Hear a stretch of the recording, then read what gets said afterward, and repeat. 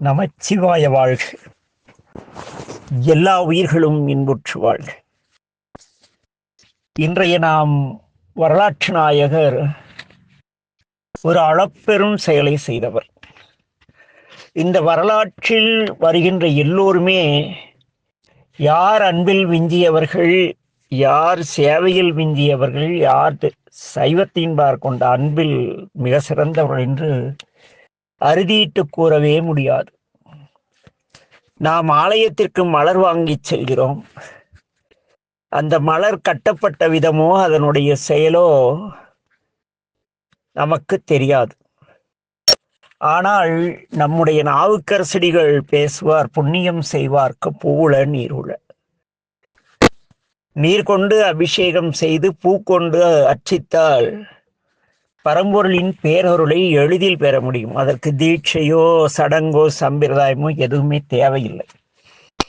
தீட்சை பெற்று பூவும் நீரும் கொண்டு அர்ச்சனை செய்தால் அப்படி நாவுக்கரசடிகள் சொல்லல. இன்றைய ஏன் இதை குறிப்பிடுகிறேன் என்றால், இன்று பெரும்பாலானவர்கள் தீட்சை பெற்றால்தான் சிவபூஜை செய்ய வேண்டும். அப்ப தீட்சை பெறும் பொழுது இப்படி சிவபூஜை செய்யணும்னு கற்றுத்தருகிறார்களே தவிர கற்றுத்தருவோரே சிவனை கண்டு அருள் பெற்றவர் கிடையாது.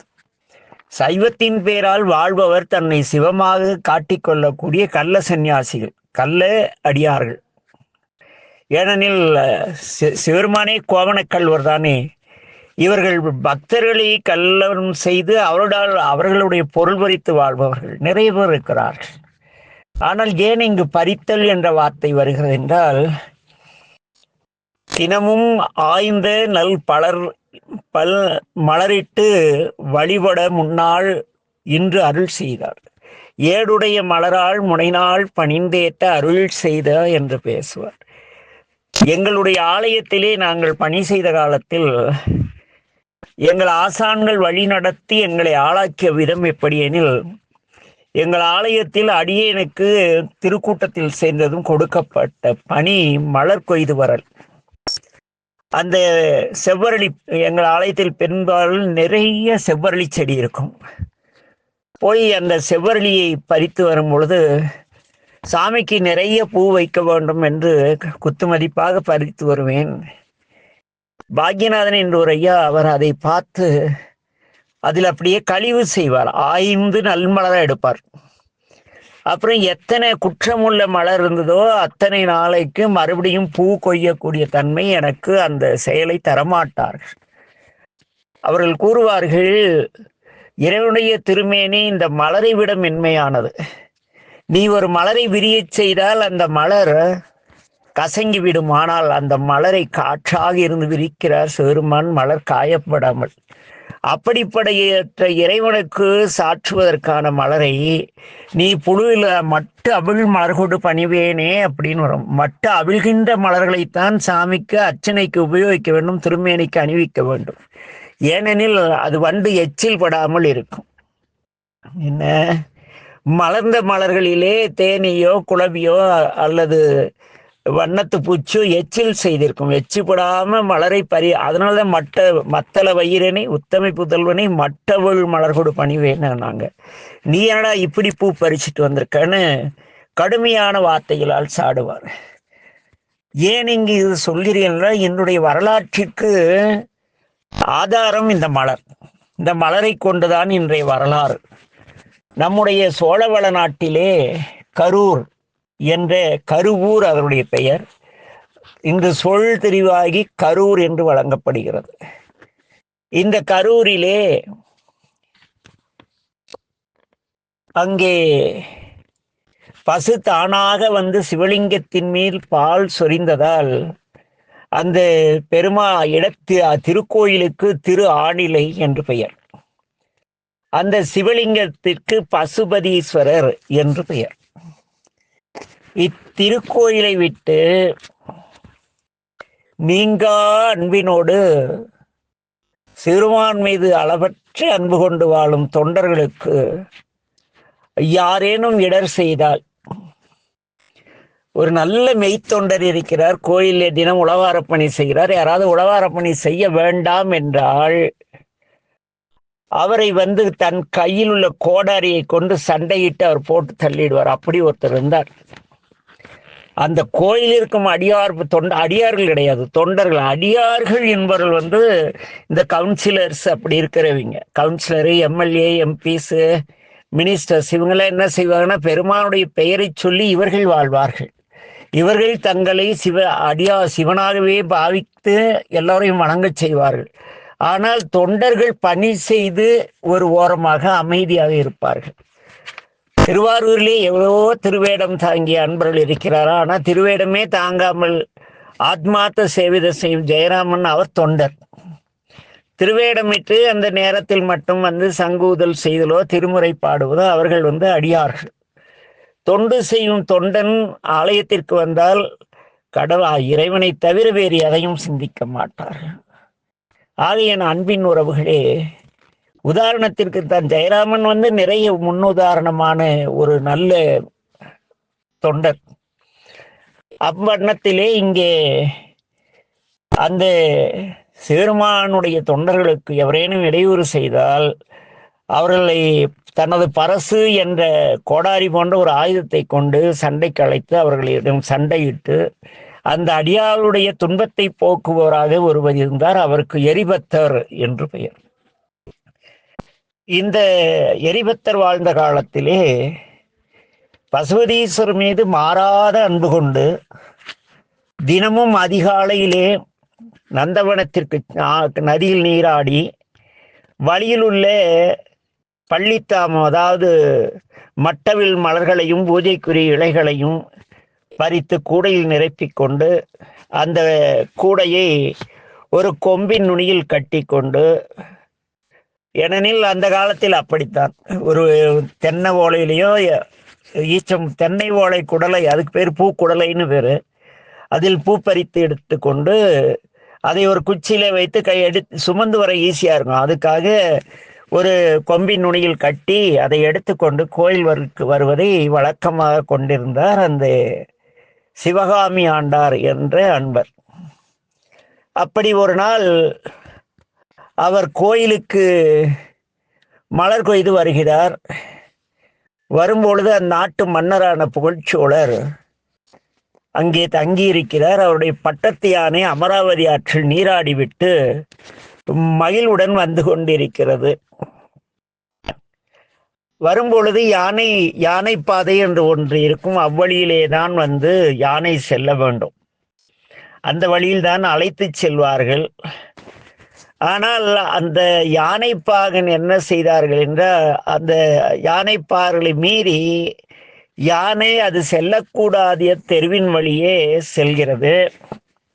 அதை பார்த்த பாகர்கள் அந்த யானையை தடுக்கவில்லை. சரியாத இடத்துக்கு போயிடணும்னு விட்டுட்டாங்க. அந்த யானை சென்ற தெருவின் வழியே சென்று கொண்டிருந்தார் நம்முடைய சிவகாமி ஆண்டார். இந்த யானை அதற்கிருந்த மகிழ்ச்சியிலே குளித்து நீராடி இந்த குழந்தை போல் விலங்குகள்லாம் அது உங்களுக்கு குளிச்சு அப்படிலாம் வச்சுன்னா குழந்தைத்தனமாக சில செயலை செய்யும். கூடையை பிடித்து அதில் அந்த பூக்குடலையை எடுத்துகிட்டு போகிறாரா, அதுக்கு இவரை பார்த்ததும் அந்த பூவெல்லாம் கண்ணுக்கு பட்டது. பாவம் அந்த யானை என்ன நினச்சதோ தெரியல, விளையாட்டுத்தனமாக அந்த பூக்கூடையை பிடித்து இழுத்து பூக்களை தரையில் விழும்படி சிந்தியது. உடனே சிவகாமி ஆண்டார் பதைத்து, ஆகா, இந்த யானை சிவருமானுக்கு சேர்த்த வேண்டிய மலர்களை இப்படி பூமியில் இறைத்து விட்டதே என்று தன் கையில் பிடித்திருந்த கொம்பை யானையை அடிக்க முயல்கிறார். அந்த அப்படி முயலும் பொழுது இந்த யானை மிக வேகமாக செல்கிறது. இவரால் வயதானவர் அதன் பின் வேகமாக செல்ல முடியவில்லை, தடுக்கி விழுகிறார். விழுந்தவர் மிக்க துயரோடு சிவருமானை நோக்கி, சிவனே, பெருமானே, அருளாளா, காலம்புறாம் நான் தங்களுக்கு செய்து வந்த இந்த அருமையான சேவைக்கு இந்த யானை இடையூறு செய்து விட்டதே, இன்று தங்களுக்கு இந்த மலர்களை கொண்டு செல்ல முடியாமல் போய்விட்டதே, பெருமானே, சிவனே, சிவனே என்று கதறி அழுது கொண்டிருக்கிறார்.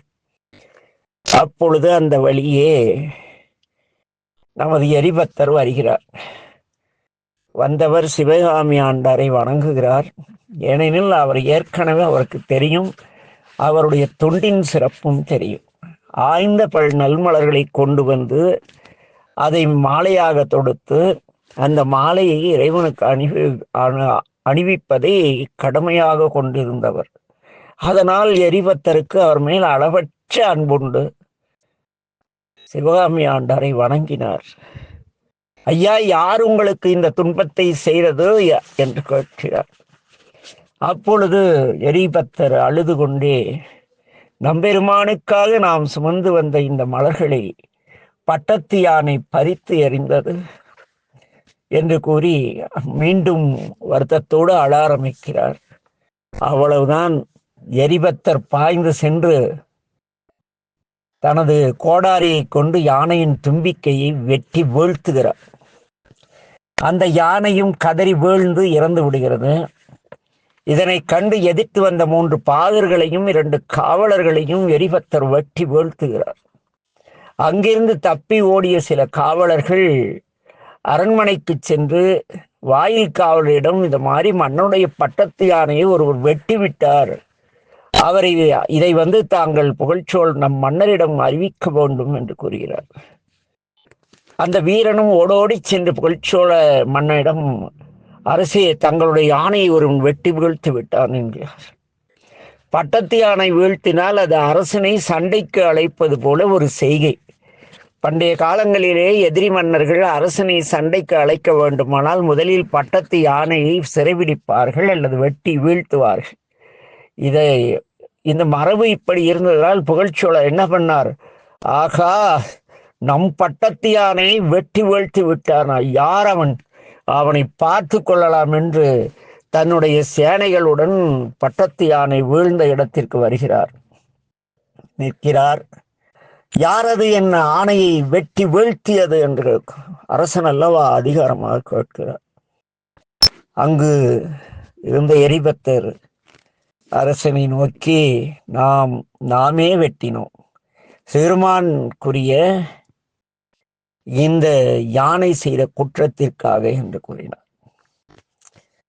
இவர் நெற்றியில் திருநீரு, தூய வெள்ளையாடை, தூய அரையாடை, கையிலே மழு, கழுத்திலே கண்டமணி, உடம்பெல்லாம் முழு நீர் பூசி நின்று கொண்டிருக்கும் இந்த எரிபத்தர் கூறியதை கேட்டதும் புகழ்ச்சோழ மன்னன் என்ன செய்வது என்று யோசிக்கிறார். ஆனால் எரிபத்தர் கூறுகிறார், அரசே என்று அழைக்கிறார். ஆனால் மன்னன் இவருடைய திருவேடத்தை பார்த்து, ஒரு சிவனடியார் இச்செயல் செய்திருக்க மாட்டார், இவராக இருக்க முடியாது, அந்த தீங்கை செய்தவர் யார், இந்த யானையை வெட்டியவர் யார் என்று அரசன் கேட்கிறார். ஏனெனில் சிவனடியார்கள் அன்பு வையப்பட்டவர்கள், தேவையின்றி இல்லை, எதற்காகவும் பிற உயிரை துன்புறுத்த மாட்டார்கள். அது சொல்லாலும் மொழியாலும் செயலாலும் சிந்தையால் மனதால் பிற உயிருக்கு தீங்கி நினைக்க மாட்டார்கள், மொழியால் பிறரை துன்புறுத்த மாட்டார்கள், செயலால் பிறரை துன்புறுத்த மாட்டார். அவர்கள் சிவனடியார்கள் என்பதை தெளிவாக உணர்ந்திருந்த நம்முடைய புகழ்ச்சோழர் இங்கே இந்த தீங்கை செய்தவர் யார் என்று கேட்கிறார். அப்பொழுது தப்பியோடைய ஒரு பாகன் மன்னர் அருகில் சென்று, அரசே, இந்த தீங்கை செய்தவர் வேறு யாரும் இல்லை, இதோ இங்கு நிற்கின்றாரே இந்த சிவனடியார், இவரே செய்தார் இந்த பெரும் குற்றத்தை என்கிறார் அந்த யானைப்பாகன். உடனே மன்னர் குதிரையில் இருந்து இறங்கி,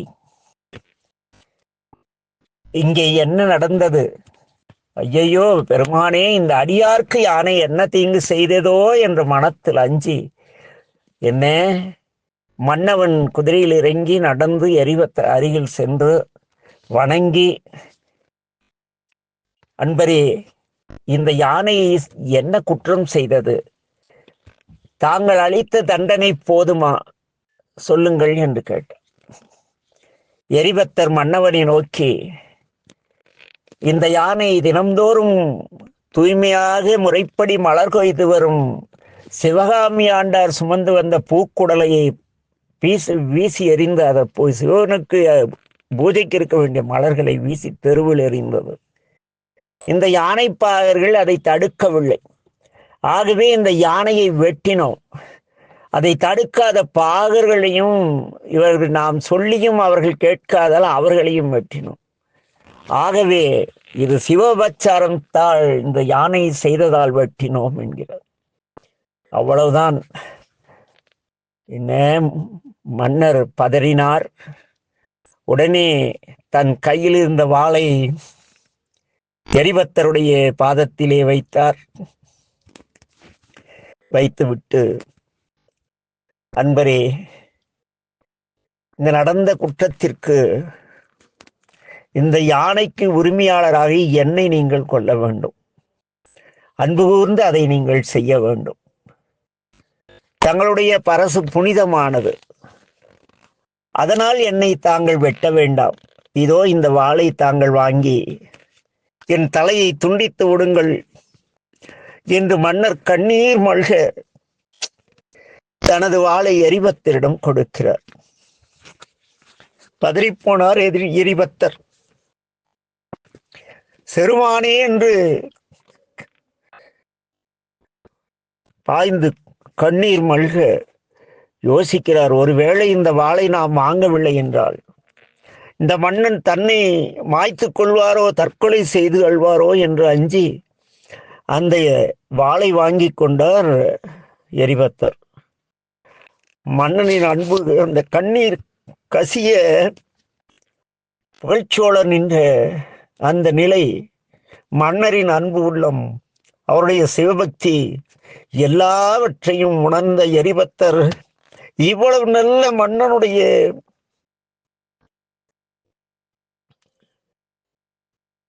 இவருடைய யானையை நாம் கொன்று விட்டோமே, என்ன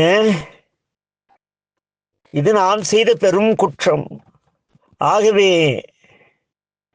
நாம் வாழக்கூடாது, நாம் இறந்து விடுவோம் என்று எரிபத்தர் கையில் வாளை பிடித்து தன்னை மாய்த்து கொள்ள துணிகிறார். உடனே மன்னவன் விரைந்து எரிபத்தரின் கைகளை பிடித்து கொண்டார். அன்பரே, என்ன செய்து துணிந்தீர் என்று பதறுகிறார். இந்த இருவர் இங்குள்ள அனைவரின் சிவபக்தியையும் அந்த அன்பின் முதிர்ச்சியையும் கண்ட பசுபதீஸ்வரர் பதறிப்போனார். பதறிப்போய் வானத்திலே அனைவரும் கேட்கப்படி அசரீரியாக, யாரும் இதை பற்றி அஞ்சற்க என்று ஒரு குரல் கேட்டது. அந்த குரல் தொடர்ந்து பேசியது. வானத்திடையிருந்து பசுபதீஸ்வரர் கூறுகிறார், எரிபத்தரின் அன்பை உலகிற்கு காட்டவும், இந்த புகழ்ச்சோழர் மற்றும் சிவகாமி ஆண்டாரின் திருத்தொண்டின் மாண்பினையும் உள்ள பாங்கையும் இங்கு அறிவிக்கவே இந்த சம்பவம் நிகழ்ந்தது என்று ஒரு ஓசை எழுந்தது. யானையும் யானை பாகர்களும் வீரர்களும் உயிர்ந்து எழுந்தார்கள். எரிபத்தரும் புகழ்ச்சோழரும் அசரீரியாக வெளிவந்த பேரொளி வந்த விண்ணை வணங்கினார்கள். சிறுமான் மீது புதிய மலர்கள் பறித்து கொண்டு அந்த கூடையை எடுத்து சிவகாமி ஆண்டாரிடம் கிடைக்கும்படி செய்தார் மன்னர். திருவருளின் திறம் கண்டு அனைவரும் மகிழ்ந்தனர். அனைவரும் ஆலயத்திற்கு சென்றார்கள். மன்னவன் பட்டத்து யானை மீது ஏறி அரண்மனைக்கு செல்ல சிவகாமி ஆண்டார் பூக்கூடையை சுமந்து கொண்டு திருக்கருவூர் ஆநிலை கல்யாண பசுபதீஸ்வரர் கோயிலுக்கு சென்றார். எரிபத்தர் தொண்டர்க்கு காவலராய் வாழ்ந்திருந்து கொன்றையணிந்த செஞ்சடையுடைய சிறுமானுடைய திருவடியை சேருகிறார். இந்த வரலாறு